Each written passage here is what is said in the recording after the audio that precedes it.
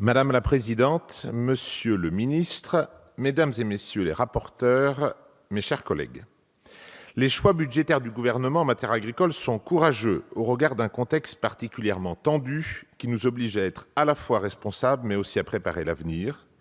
Le groupement Mouvement démocrate apparenté salue l'équilibre trouvé qui permet de répondre aux attentes du secteur tout en maîtrisant la dépense publique. En effet, la mission Agriculture, Alimentation, Forêt, Affaires rurales est dotée cette année d'une augmentation de crédit de l'ordre de 400 millions d'euros, dont 300 sont consacrés à la mise en place d'une provision pour aléas, qui permettra de couvrir les refus d'apurement communautaire, mais surtout, je l'espère, de faire face au financement d'éventuelles crises climatiques ou sanitaires. Celles-ci ont été particulièrement dévastatrices ces dernières années. Les crises climatiques, d'une part, nombre d'exploitations ont ainsi beaucoup souffert de la sécheresse, ou encore des inondations de 2016. Avec un chiffre d'affaires divisé par 2, l'agriculture française y a perdu 5 milliards d'euros. Les crises sanitaires, d'autre part, telles les fièvres catarrhales ovines et aviaires, responsables d'1 milliard d'euros de pertes. À ce propos, réjouissons-nous que la France ait pu retrouver son statut indemne d'influenza aviaire. C'est pourquoi je salue les choix opérés pour le programme 206, dont les crédits augmentent de 12% et qui vise à développer le contrôle sanitaire, véritable gage de qualité des produits et attente légitime de nos concitoyens. Ces contrôles ont ainsi permis de garantir la qualité des œufs français, par exemple, par rapport au scandale du fipronil cet été. Fin août 2017, un plan de contrôle et de surveillance a réalisé plus de 750 analyses.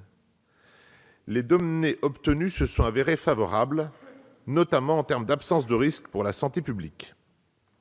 Et aujourd'hui, nos éleveurs bénéficient d'une meilleure valorisation de leurs œufs grâce à une image de qualité.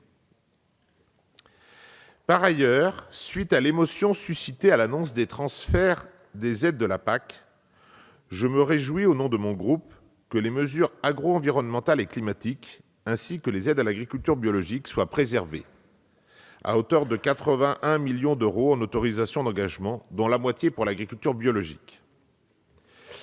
Mais il est surtout important que ces engagements soient réglés en heure et en temps. Gageons que les 300 vacataires embauchés permettent de rattraper tous les retards accumulés depuis 2 ans. Lors du travail en commission, je vous ai interrogé, monsieur le ministre, sur la baisse de dotation du Fonds stratégique de la forêt et du bois, qui a pu susciter des inquiétudes pour un secteur primordial en termes de biodiversité, de production d'énergie renouvelable et de matériaux écologiques, mais aussi d'emplois non délocalisables. Votre engagement à proposer la reconduction des mesures fiscales, dites défi forêt, destinées à favoriser l'investissement et la gestion durable des forêts, est un signe très positif envoyé à l'ensemble de la filière. DEFI est un dispositif particulièrement opérationnel et simple pour accompagner l'investissement forestier. Nous proposerons d'ailleurs des amendements pour soutenir la filière en rendant ce dispositif plus efficace et en augmentant le plafond de la taxe affectée à l'Agence de services et de paiement pour alimenter le Fonds stratégique de la forêt et du bois. Au programme 215, relatif au budget dédié aux moyens en personnel et en fonctionnement de l'administration du ministère, je tiens à vous rappeler l'importance de la modernisation de certains outils informatiques type Télépac.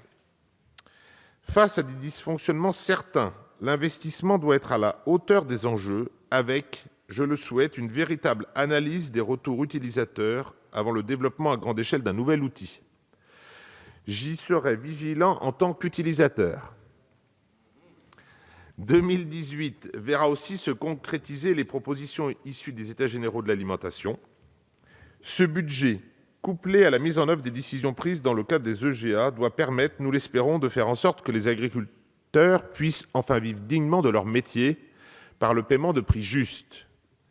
Mais au-delà des questions liées à la rémunération, nous attendons aussi de ces États généraux des plans d'action pour le renouvellement des générations à l'agriculture, pour la modernisation de l'outil de production ou pour la conciliation entre productivité économique et préservation de l'environnement.